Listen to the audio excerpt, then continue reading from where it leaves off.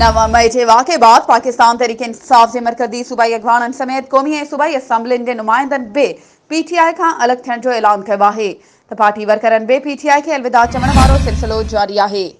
गुज़िरियल ॾींहुं सखर जी labour colony office में इलाहाबाद कॉलोनी समेत सखर जे मुख़्तलिफ़ यूसीज़ जी 25 खां वधीक औरतुनि ऐं मर्दनि कारकुननि पीटीआई खे छॾे पाकिस्तान पीपल्स पार्टी जे चेयरमैन बिलावल भुट्टो ज़रदारी, पीपी सिंध जे सदर निसार खोड़ो, पीपी जे मरकज़ी अॻवान इस्लामुद्दीन शेख, नोमान शेख, अरसलान शेख ऐं ॿी क़यादत ते एतमाद जो इज़हार कंदे पाकिस्तान पीपल्स पार्टी में शामिल थियण जो ऐलान कयो।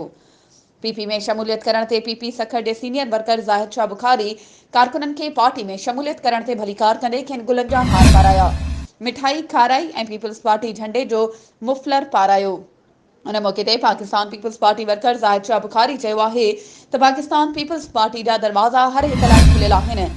पीपी जी मरकज़ी अॻवान इस्लामुद्दीन शेख, नोमान शेख ऐं अरसलान शेख जी हिदायतुनि तहत अवाम जी ख़िदमत वारो कमु जारी आहे। पीटीआई खे छॾे पीपल्स पार्टी में शामिल थियण ते पीटीआई कारकुननि खे वेलकम कयां थो। ईंदड़ चूंडुनि में पीपी अक्सरियत सां कामयाब थींदी ऐं मुल्क जो ईंदड़ वज़ीर आज़म बिलावल भुट्टो ज़रदारी हूंदो।